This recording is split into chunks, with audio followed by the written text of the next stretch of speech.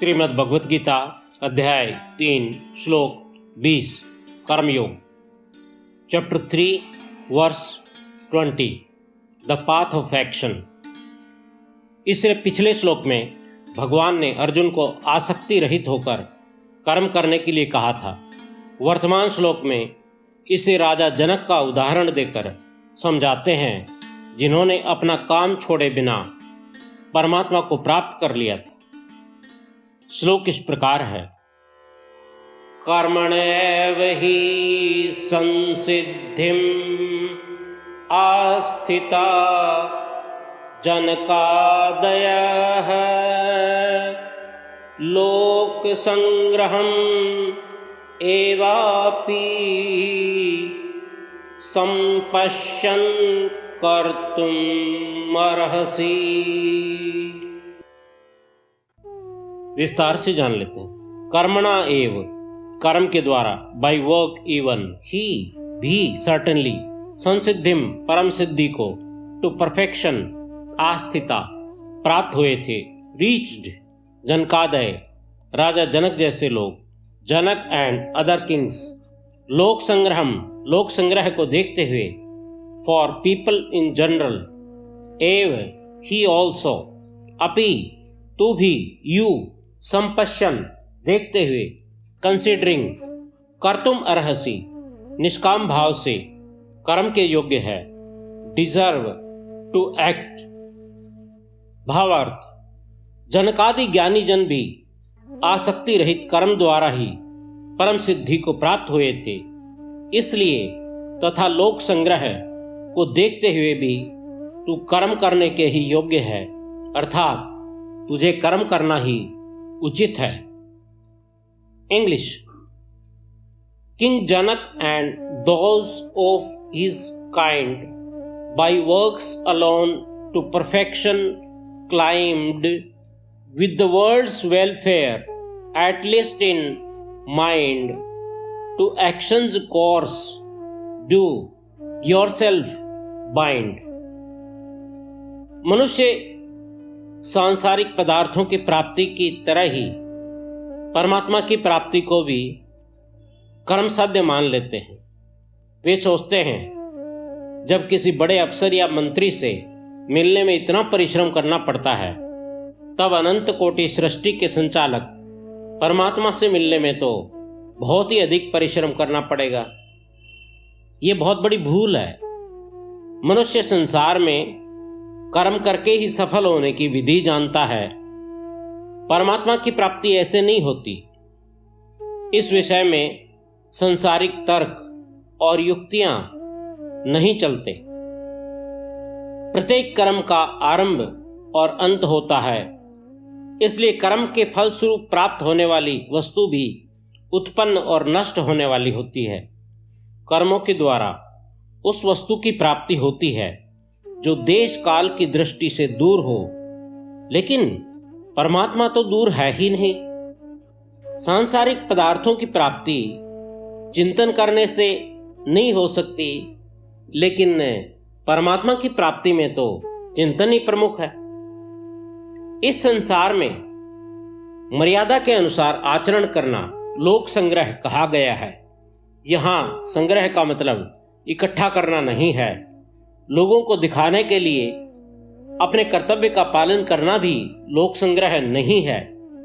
कोई देखे या न देखे, लोक मर्यादा के अनुसार अपने वर्ण, आश्रम, संप्रदाय आदि के अनुसार कर्तव्य पालन करने से लोक संग्रह होता है। किसी काम को उसके फल की दृष्टि से देखने पर कार्य छोटा या बड़ा लगता है। कर्म के स्वरूप की दृष्टि से झाड़ू लगाना छोटा कर्म और सभा में भाषण देना बड़ा कर्म प्रतीत होता है, और कर्म फल की दृष्टि से कम दान करने का कम पुण्य और अधिक दान करने का अधिक पुण्य प्रतीत होता है।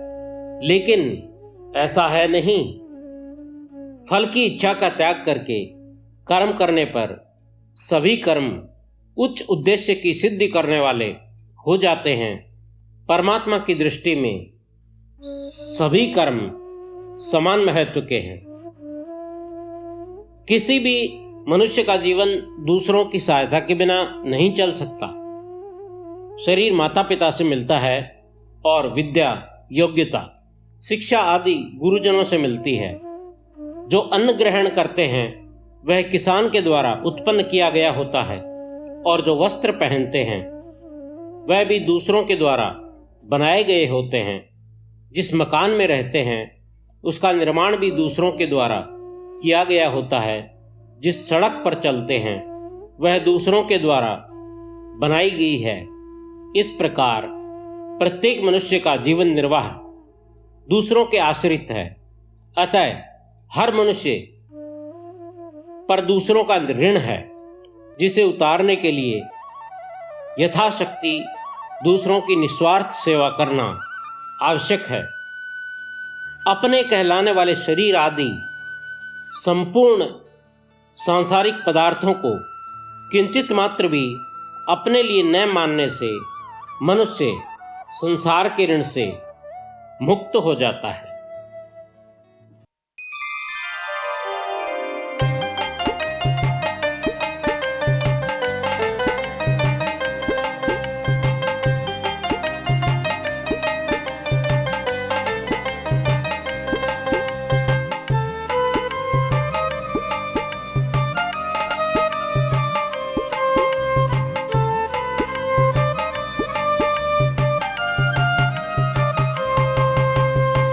जनक सरीखे महापुरुष कर्म से ही बढ़ती काया।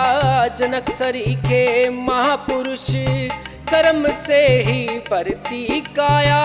राजमहल में करी बसर ले शसर करी ना माया। राजमहल में करी बसर ले शसर करी ना माया। भोग विलास आस पास परम ज्ञान को फिर है पाया। भोग विलास आस पास परम ज्ञान को फिर है पाया।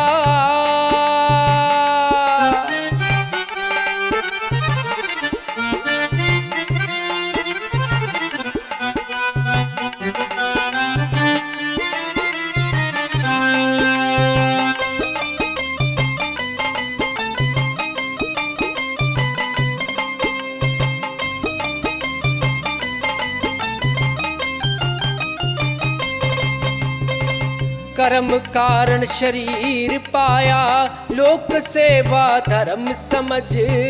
कर्म कारण शरीर पाया, लोक सेवा धर्म समझ। काम बढ़ाना कर्म छोटा, कर्म योग का मर्म समझ। काम बढ़ाना कर्म छोटा, कर्म योग का मर्म समझ।